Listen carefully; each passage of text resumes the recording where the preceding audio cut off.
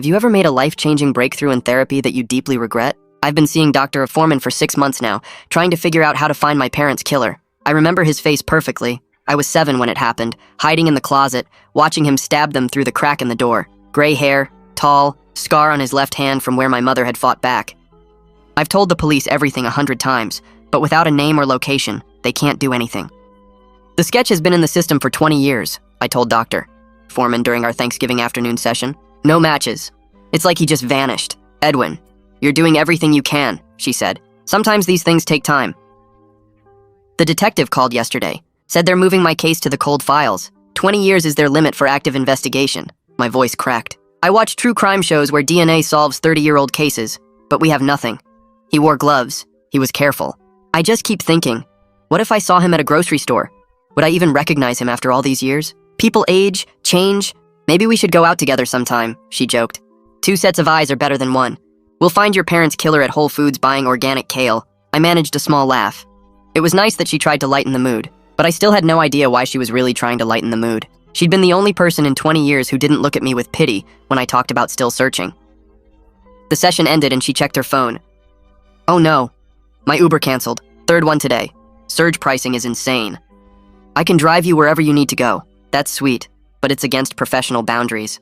I'm already late for my family's Thanksgiving. You just spent your holiday listening to me talk about murder. Let me at least drive you.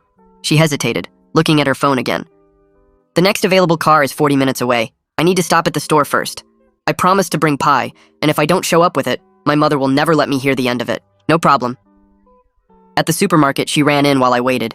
The parking lot was nearly empty. Most people were already at their dinners. When she came back, she was balancing 2 pies and looked frazzled. They only had sugar-free pumpkin left, so I grabbed apple too. My dad's diabetic, but he'll eat the regular anyway and blame us for letting him. She gave me directions to a nice suburban neighborhood, the kind with basketball hoops in driveways and those little library boxes on lawns. Big family? I asked. Parents, siblings, cousins, chaos, she laughed. My dad always makes enough food for an army, says it's because he grew up poor and promised himself his kids would never see an empty table. When we pulled up to the 2-story colonial with warm light spilling from every window, she paused. Edwin, I know this is unconventional, but would you like to come in? No one should be alone on Thanksgiving. That's really crossing boundaries.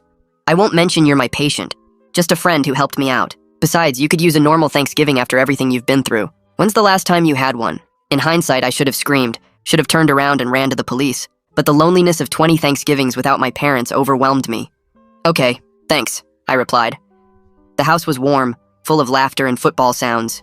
Kids ran around with toy planes. The smell of turkey and sage hit me like a physical memory.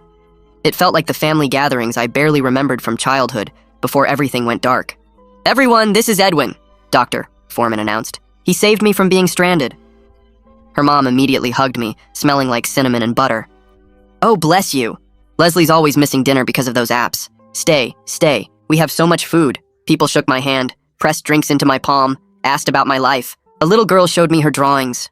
Someone's grandfather started telling me about his time in Korea. It was overwhelming but nice, like being absorbed into something warm and alive. Dad, come meet Edwin. Doctor, Foreman called toward the kitchen. He's the one who saved my pies. The pies are saved? Thank God your mother would have killed us both, a voice boomed back. A man walked out drying his hands on a dish towel. Tall, even at what must be 70 now. Gray hair, though he must have been younger 20 years ago, maybe 50 then. The kitchen light caught his left hand as he dried it. The scar on his left hand, jagged, old, running from his thumb to his wrist. My body went cold, then hot. The room started spinning.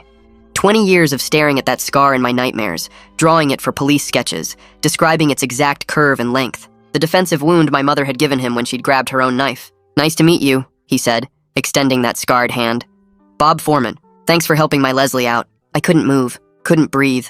Just stared at the scar I described to police 10,000 times. Edwin? Doctor. Foreman touched my arm. Are you okay? You look pale. I pulled out my phone with trembling fingers, found the photo of the police sketch I always kept, the one I'd shown her dozens of times in therapy, held it up with shaking hands.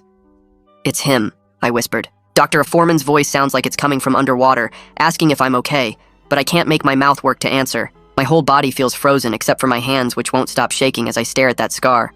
Bob takes a step toward me with concern on his face, and I finally snap out of it. I mumble something about feeling sick, needing air, sorry, and I turn toward the front door. People are watching me stumble through the living room, and I hear Dr. Foreman calling my name behind me, but I just keep moving. My legs feel weak and my vision is blurry, but I make it outside into the cold November air. I fumble with my car keys for what feels like forever before I can get the door unlocked. Once I'm inside, I lock all the doors and sit there shaking so hard my teeth are chattering. My hands are trembling as I pull out my phone and find the police sketch I always keep saved. I hold it up and compare it to the mental image I just burned into my brain from seeing Bob. The scar matches perfectly, that jagged line from thumb to wrist on the left hand. The height matches, he's tall even at 70. The gray hair, the way he held himself, even his voice sounds familiar now that I think about it. Everything matches the man from my nightmares, the man I watched kill my parents 20 years ago. I start the car and drive away from that house as fast as I can without breaking traffic laws. 3 blocks later, I have to pull over because I'm shaking too badly to see the road straight. I'm in some random neighborhood parking lot, and I grab my notebook from the glove compartment with trembling fingers. I start writing down every single detail I can remember before I forget anything. What Bob was wearing, a blue sweater and khaki pants. His exact words when he introduced himself. The way he dried his hands on that dish towel before extending his scarred hand to shake mine. The precise location of the scar, starting at the base of his thumb and running diagonally across his palm to his wrist. The color of it, that old white scar tissue that stands out against his skin. I write for 10 minutes straight without stopping, filling 3 pages with observations. Then I take photos of my police sketch from multiple angles and start a new document on my phone with today's date and time. I type out everything again, wanting multiple copies in case something happens to my notebook. For the next 2 hours, I just sit in that parking lot going through every memory of my therapy sessions with Dr. Foreman. I told her everything about the case, described that scar in detail at least a dozen times, showed her the police sketch over and over. Did I give her enough information that she should have recognized her own father? The scar is so distinctive. How could she not notice it on her dad's hand? My phone keeps buzzing with texts from her. The first one asks if I'm okay. The second says she's worried. The third says everyone at dinner is concerned and asking about me. I stare at the messages, but I can't make myself respond because I don't know what to say. Did she know all along that her father killed my parents? Is that why she invited me to Thanksgiving? To see what I would do when I saw him? My brain keeps spinning with these questions, but I have no answers. I silence my phone and keep reviewing my memories, trying to remember if she ever reacted strangely when I talked about the scar or the killer's description. Around midnight, I finally drive home because I'm exhausted and freezing in my car. But once I get to my apartment, I can't sleep. I'm too wired. I spend the rest of the night researching Bob Foreman online. I find his Facebook profile and scroll through years of family photos. I find his address, the same house I just fled from. I find his work history on LinkedIn and see he used to work for a plumbing supply company. My hands are still shaking as I open Google Maps and start creating a detailed timeline. I mark where my childhood home was, where Bob's old job was located, where he lived 20 years ago. I screenshot everything and save it all to a folder on my computer. I find social media profiles for his wife, his other kids, trying to piece together his whole life.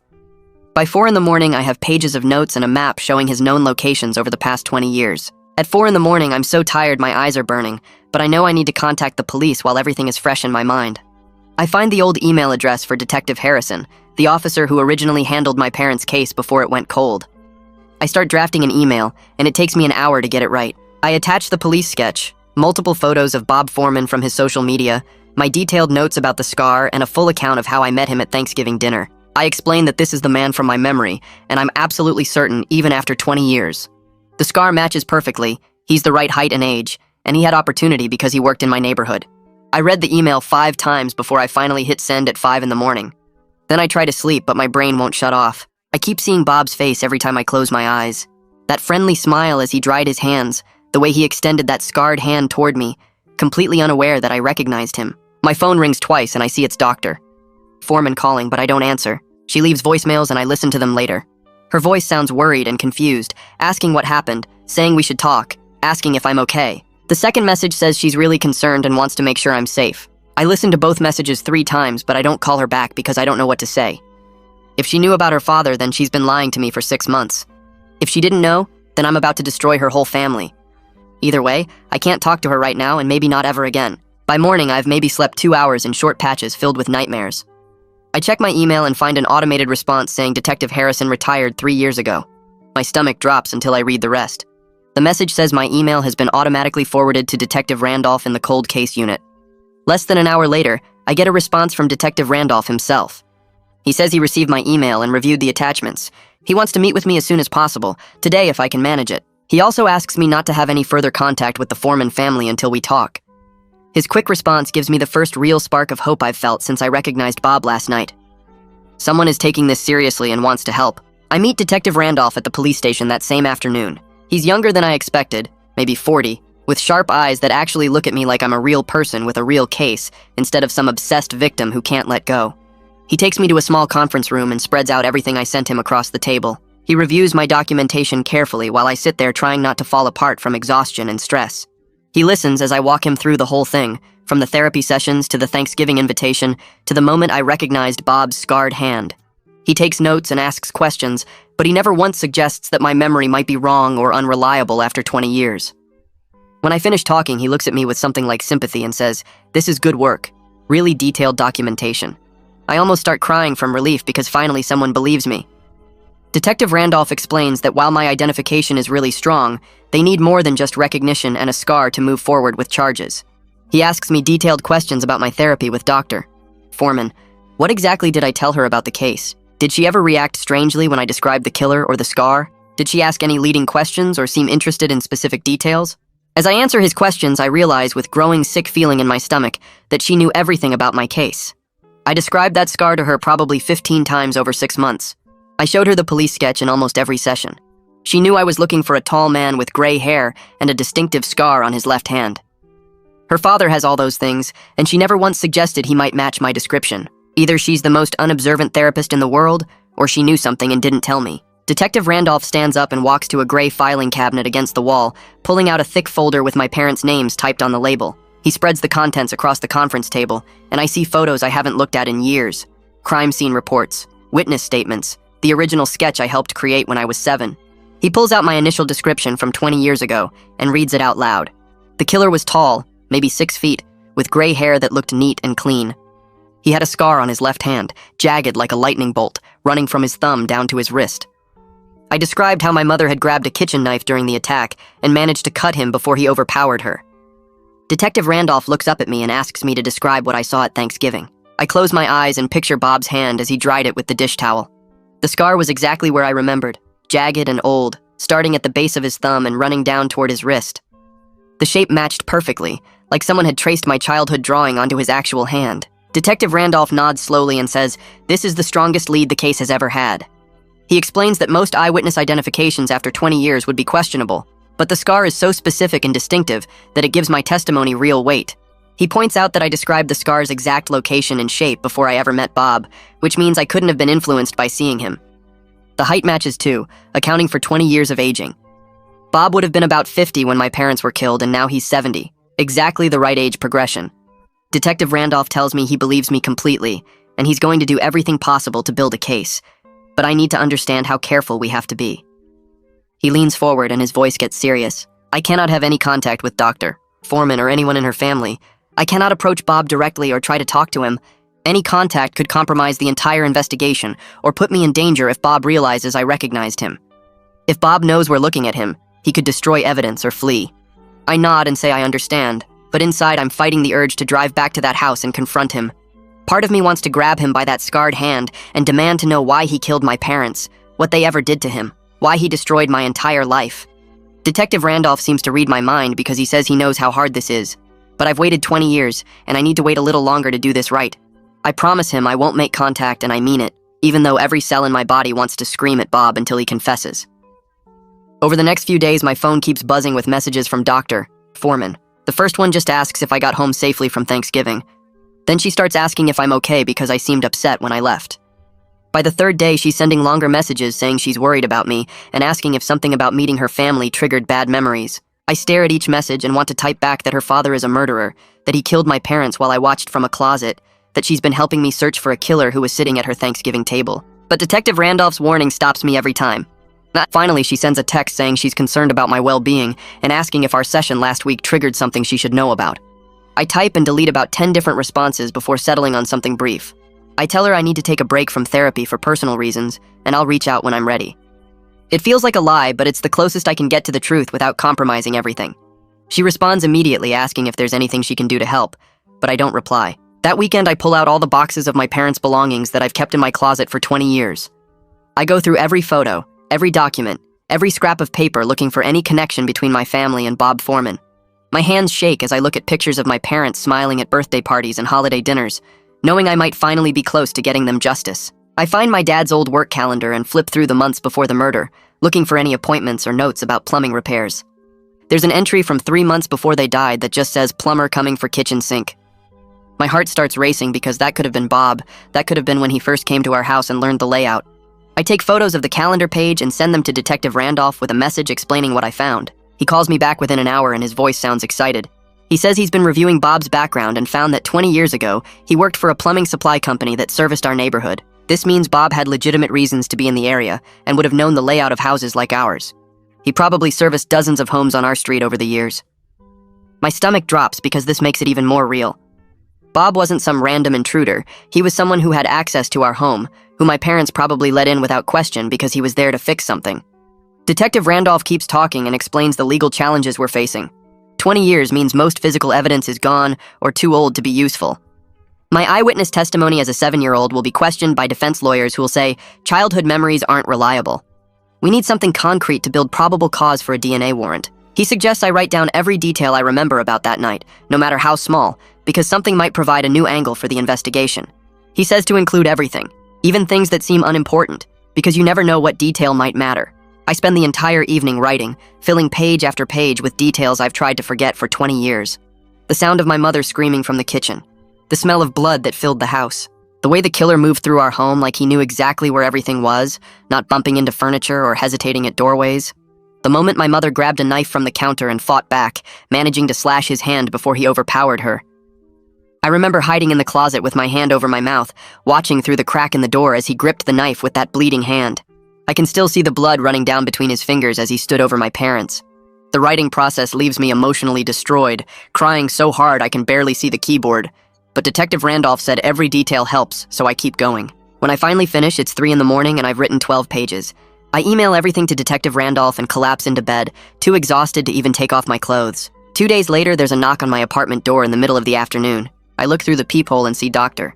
Foreman standing there looking worried. She knocks again and calls my name, saying she's concerned because I missed our scheduled session and won't return her calls. I open the door but don't step aside to let her in. She immediately notices something is wrong, probably because I look like I haven't slept in days. She asks if this is about Thanksgiving, if meeting her family was too much for me. I have to physically grip the doorframe to stop myself from screaming at her about her father. My jaw clenches and I can feel my whole body shaking with the effort of staying calm. I tell her I need space and start to close the door. She puts her hand out to stop it and says we should talk about whatever is going on, that she's here to help. I shake my head and tell her again that I need space, then close the door while she's still talking. I hear her stand there for a minute before finally walking away.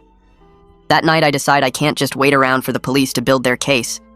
I need to do something active, something that feels like progress. I search online for private investigators who specialize in cold cases and find Priscilla, who has good reviews and a website full of solved cases. She's expensive, charging $200 an hour, but I've been saving money for years specifically for anything that might help solve my parents' murder. I call her and explain the situation, leaving out the part about recognizing Bob at Thanksgiving because I don't want word getting out. I just say I have a suspect and need someone to verify his background and movements from 20 years ago. Priscilla says she can help, and we schedule a meeting for the next day.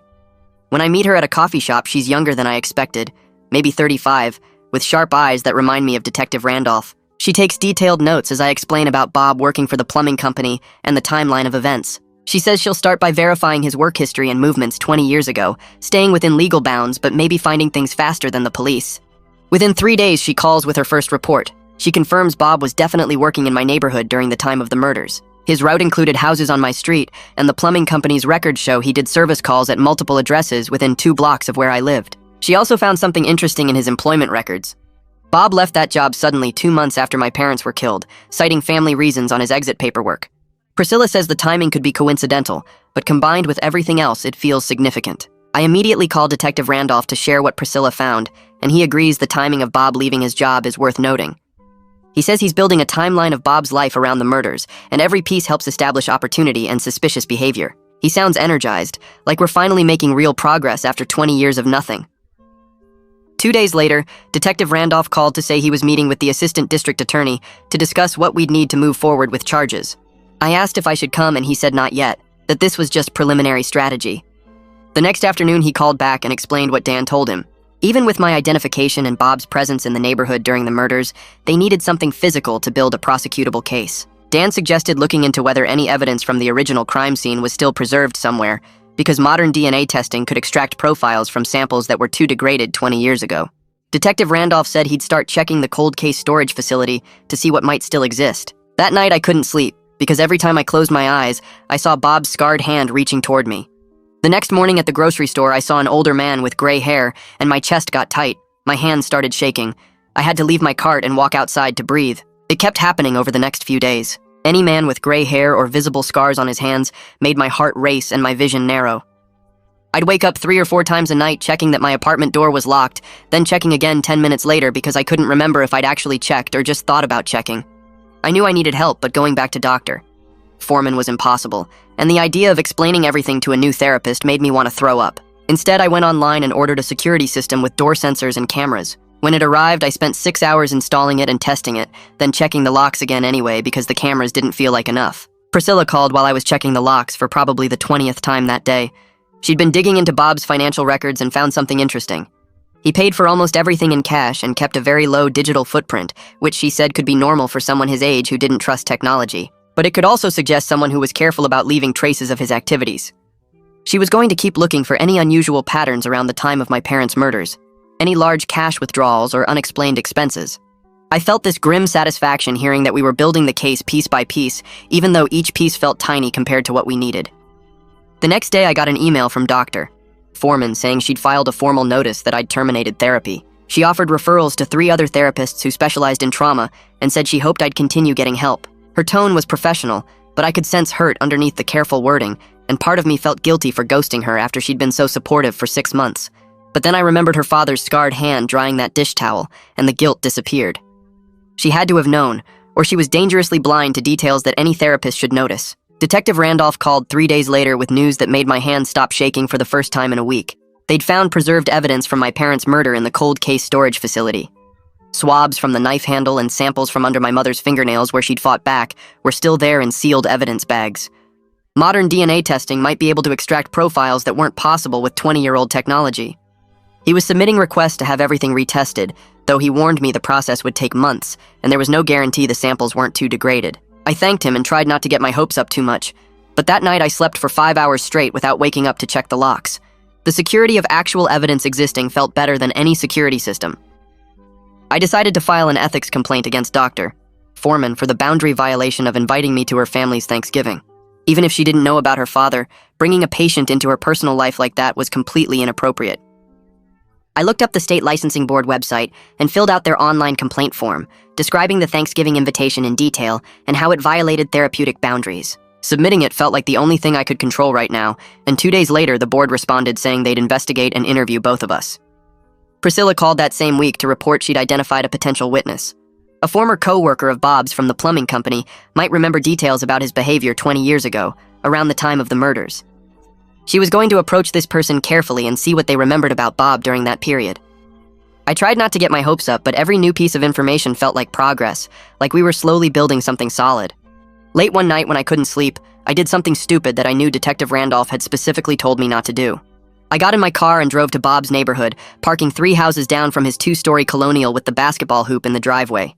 I sat there for over an hour just watching, trying to make sense of how the friendly grandfather figure who'd offered me turkey and asked about my life could be the same man who'd stabbed my parents while I watched from a closet. The lights were on in what looked like a living room, and I could see shadows moving behind the curtains. After an hour, I forced myself to start the car and leave before I did something that could ruin the investigation, like walking up and confronting him. The ethics board scheduled interviews about my complaint 2 weeks later. I met with an investigator named Mateo at their downtown office. He was maybe 50 with gray hair that didn't trigger my panic response because he seemed so calm and professional. He took detailed notes while I described the Thanksgiving invitation and how it violated therapeutic boundaries. He asked careful questions about the timeline and whether I'd felt pressured to accept the invitation.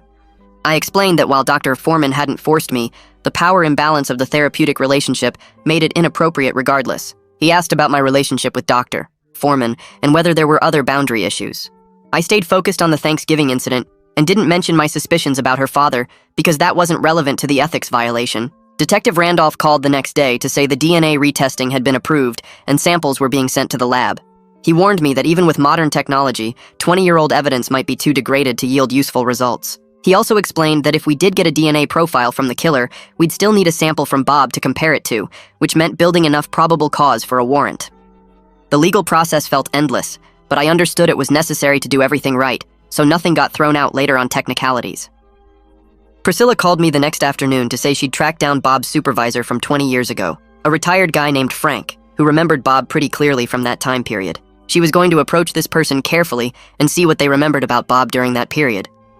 I tried not to get my hopes up, but every new piece of information felt like progress, like we were slowly building something solid.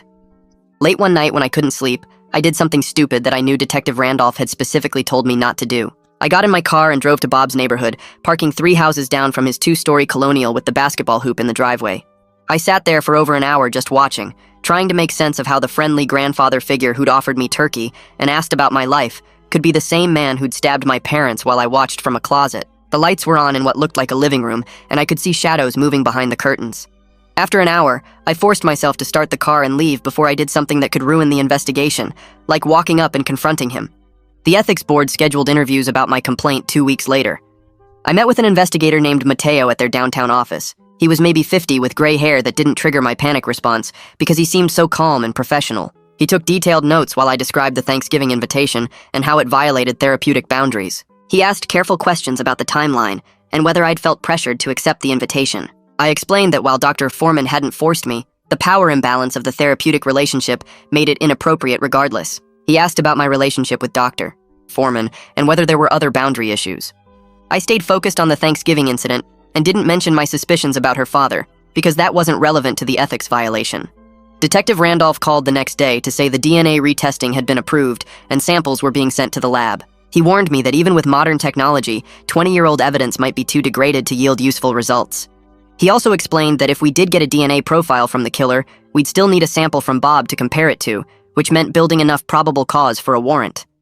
The legal process felt endless, but I understood it was necessary to do everything right, so nothing got thrown out later on technicalities. 3 weeks after that call, Detective Randolph asked me to come to the courthouse because the judge was hearing arguments about the DNA warrant. I sat in the courtroom while Dan presented our case, laying out my identification of Bob, his presence in the neighborhood during the murders, the suspicious timing of him quitting his job and moving, and the co-worker's statement about scratches on his arms. Bob's attorney argued that this was all circumstantial and based on unreliable childhood memories. The judge listened to both sides for over an hour, asking tough questions about the strength of the evidence. When she finally ruled, granting the warrant based on the totality of circumstances, I felt this huge wave of relief wash over me. 20 years of searching, and we were finally going to get concrete answers. Detective Randolph caught my eye and gave me a small nod, but he pulled me aside afterward to remind me that we still needed the DNA to actually match. If it didn't, we were back to square one with nothing but my memory to go on. 2 days later, 2 detectives went to Bob's house early in the morning to serve the warrant.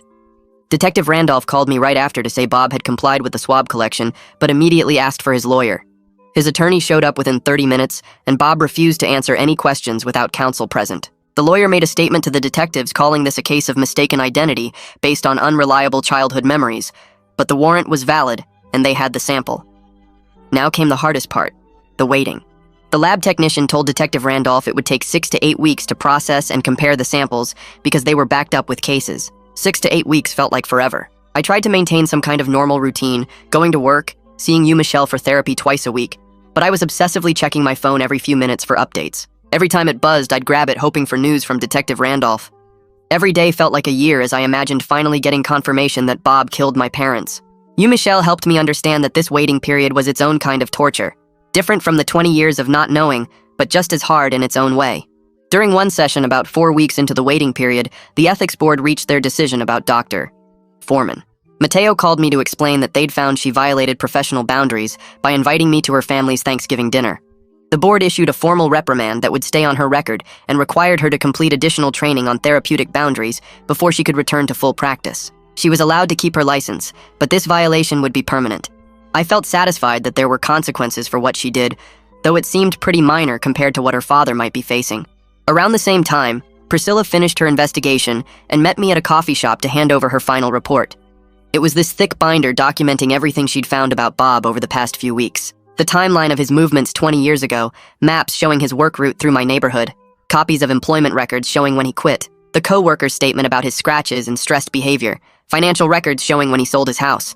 She'd compiled it all into a professional dossier that strengthened our case. She told me she was confident we had the right person, and she hoped the DNA would confirm it. Her certainty helped me get through the endless waiting, gave me something to hold on to when the doubt crept in. Michelle spent several sessions helping me prepare for both possible outcomes. What if the DNA matched and what if it didn't? We worked on coping strategies for either scenario because she wanted me ready emotionally regardless of the results. During one session, I realized something that hit me hard. I'd spent 20 years building my entire life around finding this killer. My whole identity was wrapped up in being the boy whose parents were murdered, the witness who never gave up searching. I wasn't sure who I'd be once this was resolved one way or another. What would I do with myself if we got justice? What would I do if we didn't? Michelle said this was actually a sign of growth, that I was starting to think beyond the case for the first time in 2 decades. About 5 weeks into the waiting period, Dr. Foreman sent a request through Mateo asking if I'd be willing to meet with her in a mediated session. She wanted to apologize directly and explain that she'd never made any connection between my case and her father. I was pretty reluctant because I didn't really want to see her or hear her excuses, but Mateo suggested it might provide some closure for both of us, help us both move forward. I thought about it for a few days and finally agreed to meet in his office with him present as a neutral party. The mediation happened on a Tuesday afternoon in Mateo's conference room. Dr. Foreman was already there when I arrived and she looked terrible, like she hadn't been sleeping. Her eyes were red and she started crying almost immediately when I sat down. She apologized for the boundary violation and insisted she'd never suspected her father of anything. She said if she'd made any connection between my descriptions and her dad, she would have referred me to another therapist right away. I wanted to believe her, but I was also really angry that she hadn't been more careful with all the details I'd shared.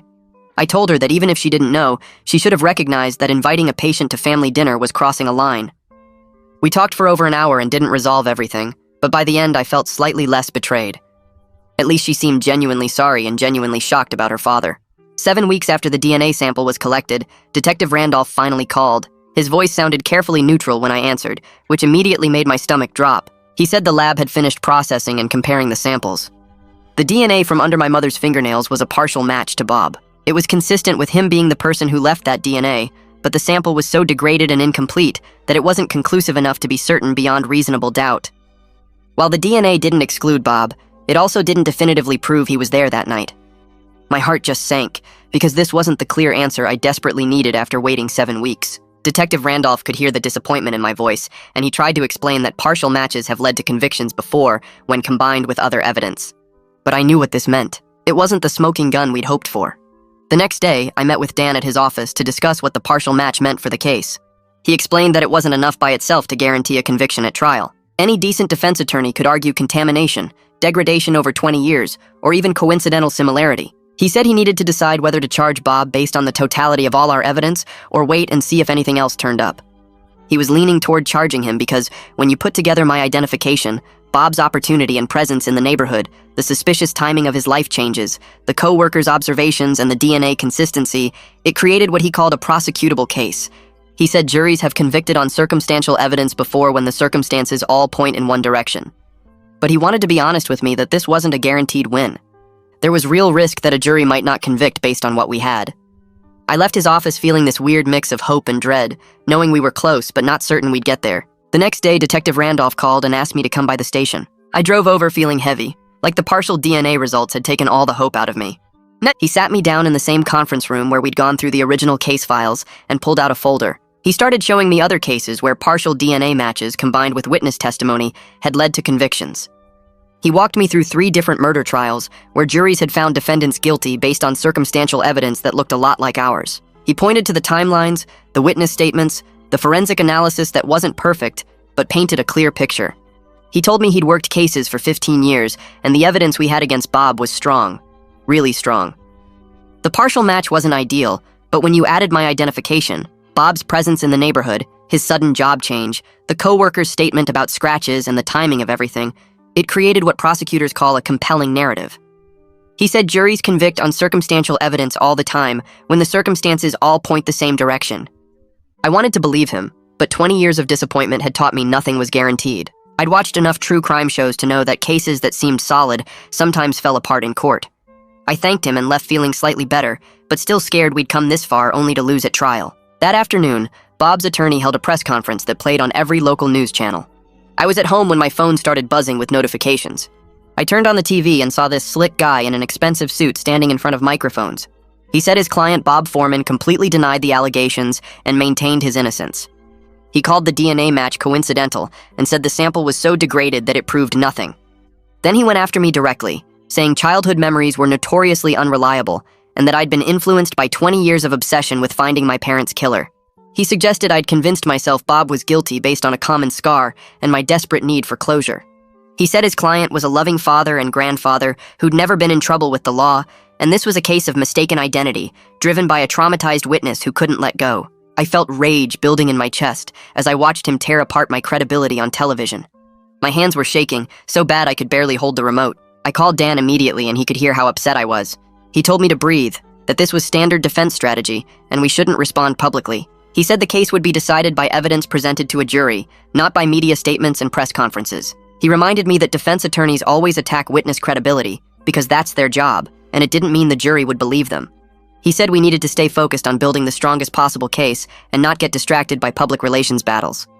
I tried to calm down, but seeing myself portrayed as some obsessed, unreliable witness on TV was harder than I'd expected. Over the next week, Dan reviewed all the evidence and made his decision. He called me in for a meeting and explained that instead of filing charges directly, he wanted to present the case to a grand jury. He said this would give him the chance to present all our evidence in a controlled setting without the defense being able to challenge it yet. If the grand jury found probable cause, they'd issue an indictment, and then we'd move forward to trial. He started preparing me to testify again, this time in much more detail about the murder itself and my identification of Bob. We spent hours going over my testimony, practicing questions and answers, making sure I could walk the grand jury through every moment of that night. He explained that the grand jury process was secret, which meant I wouldn't have to face Bob or his attorneys. It would just be me, the prosecutors, and the grand jurors. He warned me it would be emotionally difficult to relive that night in such detail, but it was necessary to help the jury understand exactly what I witnessed and why I was so certain about the identification. I told him I was ready to do whatever it took. The grand jury testimony was scheduled for 2 weeks out, which gave me time to prepare mentally. You helped me work through the anxiety of having to describe my parents' murder in detail to strangers. She taught me grounding techniques for when the memories became overwhelming. On the day of my testimony, I arrived at the courthouse early. Dan met me outside the grand jury room and went over everything one more time. Then I walked in and saw 23 people sitting in rows watching me. I took my seat and Dan started asking questions. I testified for 3 hours straight, walking them through every single detail of that night. I described hiding in the closet, hearing my mother scream, watching through the crack in the door as the man with gray hair moved through our house. I explained how my mother had grabbed a knife from the kitchen and fought back, how she'd slashed his left hand before he overpowered her. I told them about watching him stab my parents, about the scar I saw on his hand as he gripped the knife, about memorizing every detail of his face because even at 7 I knew I needed to remember. Then I walked them through recognizing Bob at Thanksgiving, seeing that exact same scar, feeling my body go cold with the certainty that this was the man from my nightmares. The grand jurors asked me thoughtful questions about the scar, about my certainty, about whether I'd had any doubt when I saw Bob. I answered every question as honestly as I could, explaining that I'd spent 20 years remembering that scar, and there was no question in my mind it was the same one. After I finished, Detective Randolph testified about the investigation and the evidence they'd compiled. Priscilla testified about the timeline she'd documented and Bob's suspicious behavior. Dan presented the DNA results and brought in an expert to explain what a partial match meant and why it was significant, even though it wasn't conclusive. The whole process took most of the day. I went home exhausted and emotionally drained from reliving the worst night of my life. Then I waited. The grand jury deliberated for 2 days while I barely slept. Every time my phone rang, I jumped. Finally, Detective Randolph called with news. The grand jury had returned an indictment against Bob for 2 counts of murder in the first degree. I started crying right there on the phone, 20 years of pain and frustration pouring out. He told me Bob was arrested right now and would be held on high bail because of the severity of the charges and the risk he might run. His family was still claiming his innocence, but he was going into custody to await trial. I hung up and just sat on my couch crying for an hour. After 20 years of searching, the man who killed my parents were finally being charged. Within hours, the arrest hit local news and my phone started blowing up. Reporters were calling, emailing, showing up at my apartment building. Everyone wanted to interview me about the cold case that had finally been solved after 2 decades. I ignored all the requests because Dan had warned me not to talk to media before trial. But I couldn't help watching the news coverage. They showed Bob's mugshot next to old photos of my parents that must have come from the original case files. They called it a breakthrough in a 20-year-old cold case, a son who never gave up searching for justice. It felt weird seeing my story on TV, seeing my parents' faces on the screen. That week I had a session with you, and we talked about the complex feelings I was dealing with. Relief that Bob had been charged. Vindication that people finally believed me. Grief that was somehow sharper now that justice was actually happening. And anxiety about the trial, about what would happen if a jury didn't convict. She helped me process all of it and reminded me that whatever happened, I'd accomplished something remarkable by getting this case reopened and charged. Over the next few weeks, Bob's attorney filed a bunch of motions trying to get evidence thrown out. He wanted to suppress my identification testimony, arguing it was unreliable. He wanted to suppress the DNA evidence, claiming it was too degraded to be meaningful. The court scheduled pre-trial hearings, and I had to sit through days of expert testimony. Memory experts talked about how childhood memories change over time. DNA experts debated the significance of partial matches. The defense brought in their own experts who questioned everything. But Dan fought back hard with his own experts who explained why my memory was reliable and why the DNA evidence mattered. After weeks of hearings, the judge made her rulings. Both my identification testimony and the DNA evidence would be admissible at trial. The defense could challenge their reliability in front of the jury, but the evidence wouldn't be suppressed. Dan called it a major victory for the prosecution. I felt relieved, but also knew the real battle was still coming. Around this time, Dan approached Bob's attorney with a plea offer. He proposed that Bob plead guilty to 2 counts of murder in the second degree instead of first degree, and in exchange he'd get concurrent 20-year sentences instead of consecutive life terms. The attorney took the offer to Bob, but came back saying his client refused. Bob was maintaining his innocence and demanding a trial. Part of me felt disappointed because a plea would have meant certainty, no risk of acquittal. But another part of me wanted him to face a jury and be publicly convicted for what he did to my parents. I wanted 12 people to hear all the evidence and declare him guilty. The trial got scheduled for 4 months out, which meant more waiting. I tried to focus on living my life instead of obsessing over the upcoming trial. I kept seeing you regularly, and she helped me understand that regardless of what a jury decided, I'd already accomplished something important. I'd given my parents a voice after 20 years of silence. I'd fought for them and gotten their case reopened and charged. That mattered whether or not we won at trial. I started trying to build a life beyond this case, making plans that weren't centered on finding my parents' killer. It was hard, but felt necessary. One day I got an email from Dr. Foreman. She said she was sorry for everything that had happened, and that she'd cut off contact with her father. She said she believed me and hoped I got justice, but she was also dealing with the pain of learning her father might be a murderer. She said she understood if I never wanted to speak to her again, but she wanted me to know she was thinking of me. I read the email twice and then closed it without responding. There was nothing left to say between us. Our relationship as therapist and patient was over, and I needed to focus on the trial ahead. I appreciated that she believed me, but I couldn't carry her pain on top of my own. I had to focus on getting through the next 4 months and preparing to face Bob in court. 3 months passed in a blur of preparation sessions with Dan. We met twice a week in his office, going through every detail of my testimony until I could recite it in my sleep. He played the role of the defense attorney, asking hostile questions designed to shake my confidence and make me doubt my own memories. The practice was brutal but necessary. He warned me that the defense would try to suggest I had been coached or that my memory was unreliable after 20 years.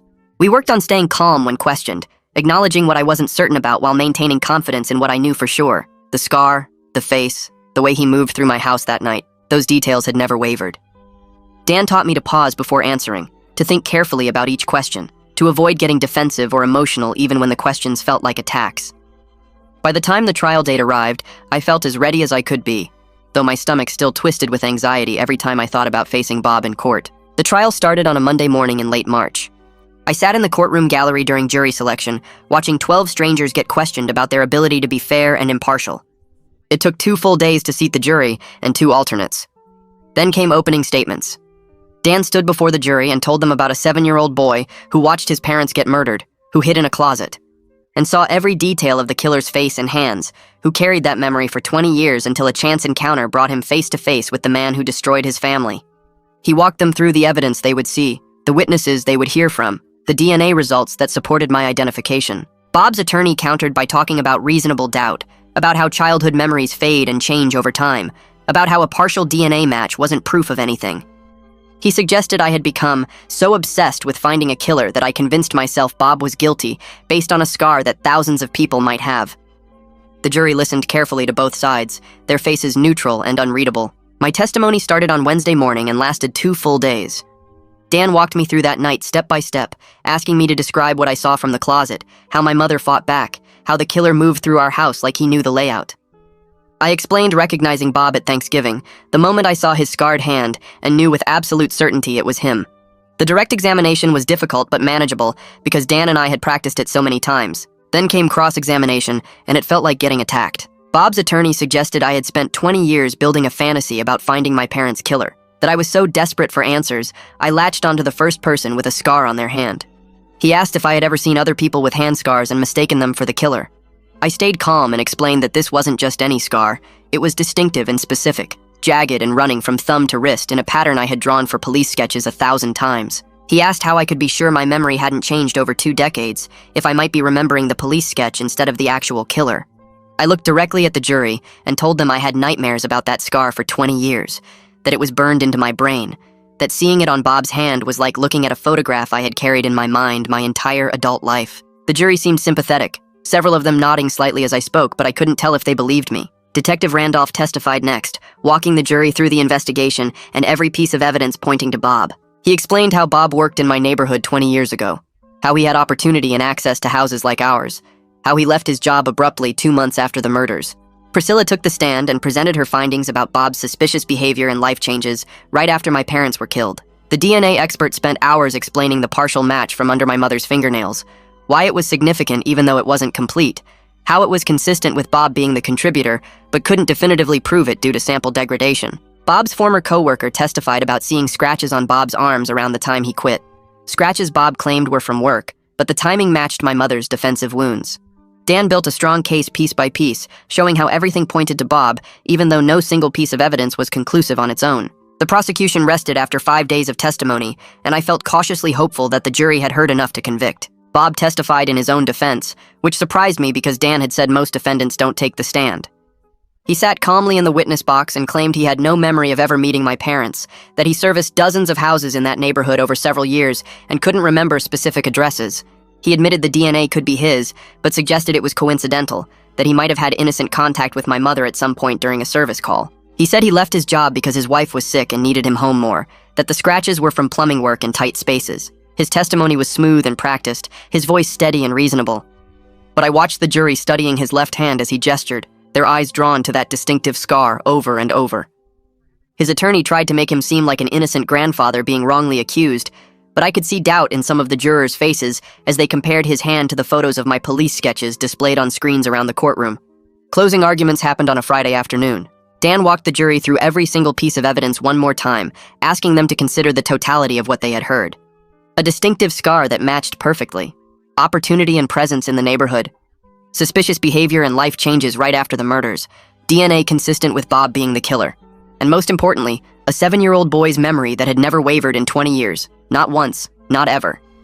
He reminded them that circumstantial evidence is still evidence, that they didn't need a confession or perfect DNA to find someone guilty beyond reasonable doubt. Bob's attorney spent 2 hours arguing reasonable doubt, attacking every piece of evidence as insufficient or unreliable, suggesting the prosecution was asking them to convict based on childhood memories and coincidences. He told the jury they couldn't send a 70-year-old man to prison for life unless they were absolutely certain, and the evidence didn't support that level of certainty. The jury got the case at 4 in the afternoon, and the judge sent them home for the weekend, telling them to begin deliberations Monday morning. Those 3 days of waiting were torture, worse than the months leading up to trial because now it was completely out of my hands. The jury deliberated for 3 full days. I spent those days in a conference room near the courtroom, unable to eat or focus on anything except waiting for news. Dan warned me that a long deliberation could mean they were struggling to reach agreement, but it could also mean they were being thorough and careful. Every time my phone buzzed, I jumped, thinking it was the call saying they had reached a verdict. Finally, on Wednesday afternoon, the call came. The jury had a verdict. I rushed back to the courtroom, my heart pounding so hard I could barely breathe. Everyone took their seats and the judge brought the jury in. The 4 women stood and the judge asked if they had reached a verdict. She said they had. The clerk read the charges and asked for the verdict on count 1, murder in the first degree. Guilty. Count 2, murder in the first degree. Guilty. I broke down crying right there in the courtroom, 20 years of grief and rage and frustration pouring out as the word guilty echoed in my ears. Bob showed no emotion as the verdict was read, just sat there with his hands folded on the table, but I saw his family crying in the gallery behind him. The judge thanked the jury and scheduled sentencing for 2 weeks out. Dan put his hand on my shoulder as I sobbed, telling me we had done it. Justice had finally been served. I couldn't speak, could barely process that after 2 decades of searching, Bob had been convicted of killing my parents. Sentencing day arrived 2 weeks later, and I had prepared a victim impact statement. The judge allowed me to speak before imposing sentence. I stood at the podium and looked directly at Bob as I talked about how his actions destroyed my childhood, how I spent 20 years haunted by nightmares, and consumed by the need to find him, how he stole my parents from me and left me alone in the world at 7 years old. I described the therapy, the sleepless nights, The constant fear that he would never be caught and my parents would never get justice. My voice shook, but I made it through the entire statement without breaking down. Bob stared at the table the whole time, never once looking at me. His attorney asked for leniency based on Bob's age and lack of prior criminal history, suggesting concurrent sentences would be appropriate. Dan argued for the maximum, pointing out the calculated nature of the crime, the fact that Bob had evaded justice for 2 decades, and the devastating impact on me and my family. The judge took less than 5 minutes to decide. She sentenced Bob to 2 consecutive life terms without possibility of parole, saying the brutal murder of 2 people in their own home combined with 20 years of evasion warranted the harshest penalty available under law. Bob was 70 years old. He would die in prison. As the bailiffs led him away in handcuffs, I felt a weight lift from my chest that I had been carrying since I was 7 years old. After the sentencing, I drove to the cemetery where my parents were buried. I hadn't visited their graves since the trial started because I wanted to wait until I could tell them it was over. I knelt between their headstones and told them that their killer had finally been brought to justice, that Bob had been convicted and would spend the rest of his life in prison, that I had never given up on them and never would. I cried as I spoke, but they were different tears than before. The grief was still there, would always be there, but it wasn't mixed with helpless rage and frustration anymore. I had done everything in my power to get them justice, and I had succeeded. They could rest now. I could rest now. I stayed at the cemetery for over an hour, just sitting with them, feeling a sense of peace I hadn't experienced since I was 7 years old. The trauma would never completely go away, but it had transformed into something I could carry without it consuming me. My next therapy session with you focused on processing everything that had happened and thinking about what came next. She asked me how it felt now that the trial was over and Bob was in prison. I told her it felt strange, like I had been holding my breath for 20 years and could finally exhale. But I also felt lost because I had spent my entire adult life defined by being a victim and a witness, by searching for my parents' killer, and now that was done.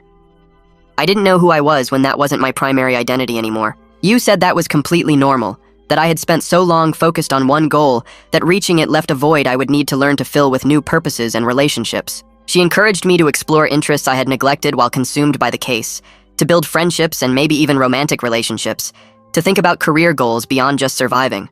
The idea of having a future not centered on the past was scary, but also exciting. For the first time in 20 years, I could imagine building a life that wasn't defined by what Bob had taken from me. 3 weeks after the sentencing, I found a cold case advocacy group that met downtown every Tuesday night. I walked into my first meeting and saw about 15 people sitting in a circle, all of them carrying the same kind of weight I'd been carrying for 20 years. The facilitator asked if anyone wanted to share, and I raised my hand before I could talk myself out of it. I told them about my parents, about the 20-year search, about recognizing Bob at Thanksgiving dinner. When I finished, a woman across the circle started crying because her sister had been murdered 18 years ago, and the case was going cold too. After the meeting, she asked me how I kept going, and I told her exactly what Detective Randolph had told me about documenting everything and never giving up. Over the next few months, I became a regular at those meetings, sharing my experience with DNA evidence and court procedures, helping families understand what to expect from the legal system. It gave me something I hadn't expected, a way to turn all that pain into something useful for other people. 6 months after Bob's conviction, I'm sitting in a coffee shop filling out an application for the State University's criminal justice program. My nightmares went from every night to maybe once a week, and when they come now, they're different. Less about helplessness, and more just memories I can wake up from. I have actual friends now, people from the advocacy group, and a few co-workers who invite me to things, and I actually go instead of making excuses. Last weekend, I went to a barbecue and laughed at stupid jokes and didn't think about murder once. I still visit my parents' graves every Sunday and tell them about my week, about the families I'm helping and the classes I'm planning to take. The grief lives in me, but it doesn't run my life anymore. I got them justice, and now I'm building the kind of life they would have wanted for me, one where their memory means more than just the way they died.